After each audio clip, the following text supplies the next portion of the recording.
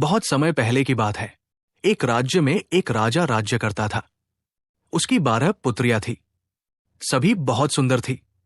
राजा उनसे बहुत प्यार करता था, इसलिए सदा उनकी सुरक्षा के लिए चिंतित रहता था। सभी राजकुमारियों का शयन कक्ष एक ही था, जिसमें 12 बिस्तर लगे हुए थे। उसी कक्ष में 12 राजकुमारियां एक साथ सोती थी। रात में उस कक्ष का दरवाजा बाहर से बंद कर दिया जाता था। किसी को भी रात में बाहर जाने की अनुमति नहीं थी।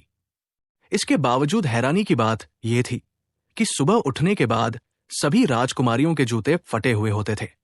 ये समझ के परे था कि ऐसा कैसे हुआ। रात भर में सभी राजकुमारियों के जूते कैसे फट गए। हर दिन राजा को राजकुमारियों के लिए नए जूते लेने पड़ते थे। राजा इस रहस्य का पता लगाना चाहता था। एक दिन उसने पूरे राज्य में मुनादी करवा दी कि जो 3 दिन के भीतर इस रहस्य का पता लगाएगा, उसका विवाह उसकी पसंद की एक राजकुमारी से करवा दिया जाएगा और राजा की मृत्यु उपरांत वो राज्य का राजा बनेगा। किंतु जो इस रहस्य का पता नहीं लगा पाएगा, उसका सिर धड़ से अलग कर दिया जाएगा। मुनादी सुनने के बाद पड़ोसी राज्य का एक सुंदर राजकुमार इस रहस्य का पता लगाने आया। राजा ने उसकी खूब आवभगत की और शाम होने के बाद उसे राजकुमारियों के कक्ष से सटे एक कक्ष में ठहरा दिया गया। उस कक्ष का द्वार खुला रखकर वो राजकुमारियों पर नजर रख सकता था। किंतु रात में राजकुमार को नींद आ गई और वो गहरी नींद में सो गया। सुबह होने पर सभी राजकुमारियों के जूते फटे हुए थे। अगली दोनों रातों को भी ऐसा ही हुआ। 3 रातों में राजकुमार इस रहस्य का पता नहीं लगा पाया और उसे राजा के हाथों मौत के घाट उतार दिया। इसके बाद कई राज्यों के राजकुमारों और सेनापतियों ने इस रहस्य का पता लगाने का प्रयास किया, किंतु सभी असफल रहे और सबको अपनी जान से हाथ धोना पड़ा। उसी राज्य में दूर एक गांव में एक नवयुवक रहता था। जब उसने राजा की मुनादी सुनी तो उसके मन में भी एक राजकुमारी से विवाह करने की इच्छा जागी और उसने राजकुमारियों के जूते फटने के रहस्य का पता लगाने का निश्चय कर लिया। अगली सुबह उसने खाने की पोटली बांधी और राजमहल की ओर चल पड़ा। चलते चलते दोपहर हो गई। वो थक गया था और उसे बड़ी जोरों की भूख लगाई थी। एक घना पेड़ देख वो उसकी की छाव बैठकर सुस्ताने लगा। कुछ देर बाद उसने अपनी खाने की पोटली निकाल ली। वो अपनी पोटली खोल ही रहा था कि एक गरीब बुढ़िया वहां आ गई। वो बहुत दिनों से भूखी थी। उसने युवक से खाना मांगा।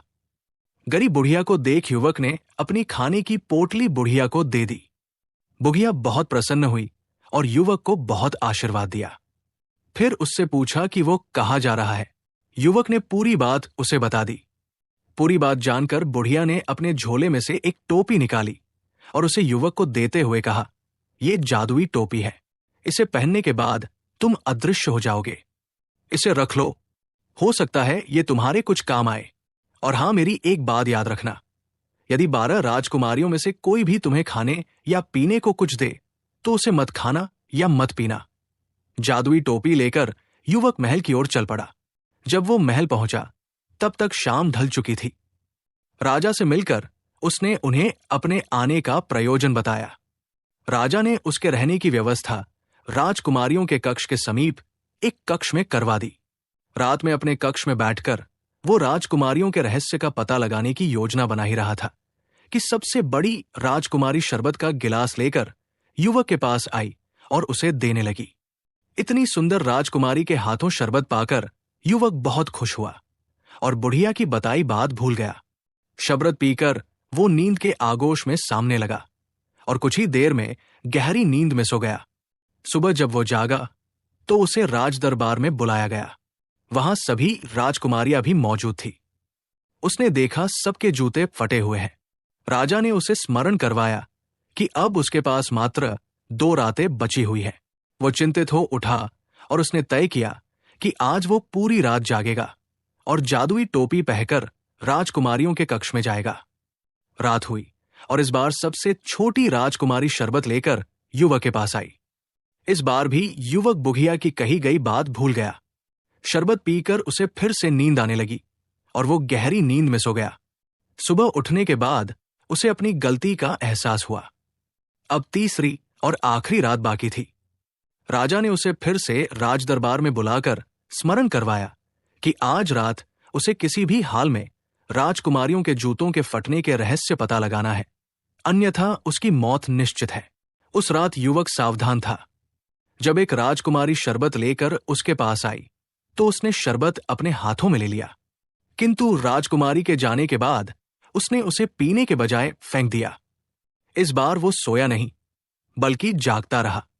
रात घिरने के बाद उसने बुढ़िया की दी हुई जादुई टोपी पहन ली। टोपी पहनते साथ ही वो अदृश्य हो गया। अदृश्य अवस्था में वो राजकुमारियों के कक्ष के अंदर गया। अंदर जाकर जो उसने देखा उससे उसकी आंखें फटी की फटी रह गई। सभी 12 राजकुमारियां सुंदर कपड़ों और नए जूतों में तैयार खड़ी थी। सबसे बड़ी राजकुमारी सबसे छोटी राजकुमारी से बोली, जाओ देखकर आओ कि वो युवक सो चुका है या नहीं।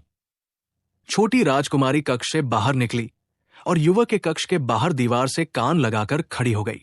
ये देख युवक समझ गया कि उसे खर्राटों की आवाज निकालनी है ताकि राजकुमारी को लगे कि वो सो चुका है।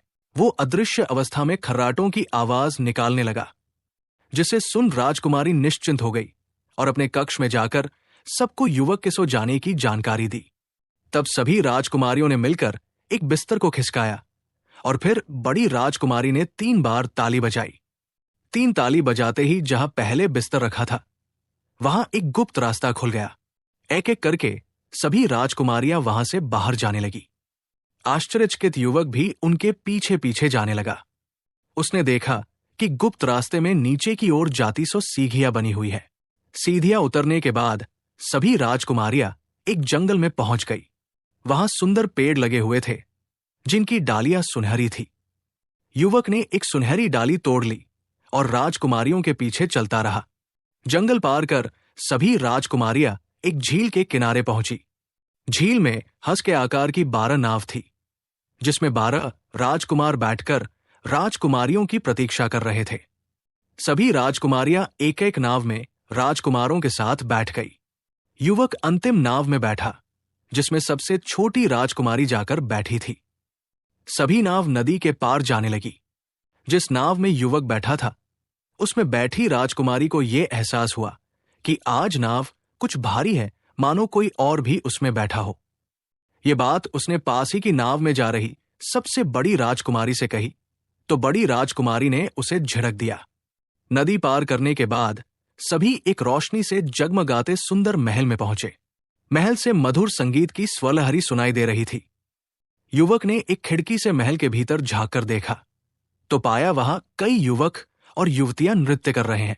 12 राजकुमारियां भी राजकुमारों के साथ अंदर जाकर नृत्य करने लगी। युवक अंदर जाकर उन्हें देखने लगा। उस कक्ष के एक किनारे पर सोने के पात्रों में स्वादिष्ट पकवान सजे हुए थे। पकवानों की महक से युवक को भूख लगाई। उसने एक मिठाई उठाई और अपने मुंह में डाल ली। ऐसा करते हुए छोटी राजकुमारी ने फिर उसे देख लिया। वो डर गई। उसने फिर से बड़ी राजकुमारी को बताया कि मिठाई हवा में उड़कर अदृश्य हो रही है। बड़ी राजकुमारी हंस पड़ी और उसे सपने न देखने की सलाह दी। युवक ने टेबल पर पड़ी एक सोने की प्याली अपने पास रख ली।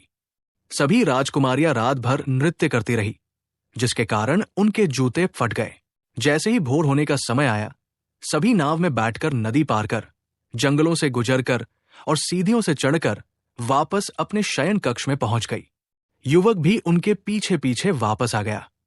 सुबह राजा ने युवक और सभी राजकुमारियों को राज दरबार में बुलाया। राजकुमारियों के जूते फटे हुए थे।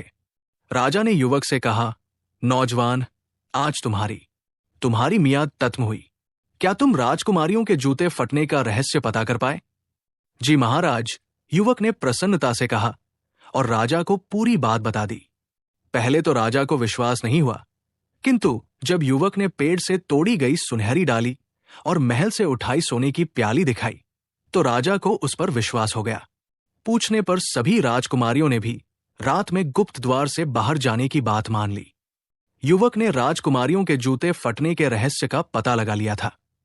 राजा ने अपना वचन निभाते हुए उसे 12 राजकुमारियों में से एक राजकुमारी चुनने को कहा। युवक ने सबसे छोटी राजकुमारी को चुना। राजा ने युवक का विवाह सबसे छोटी राजकुमारी से करवा दिया और उसे अपना उत्तराधिकारी घोषित कर दिया।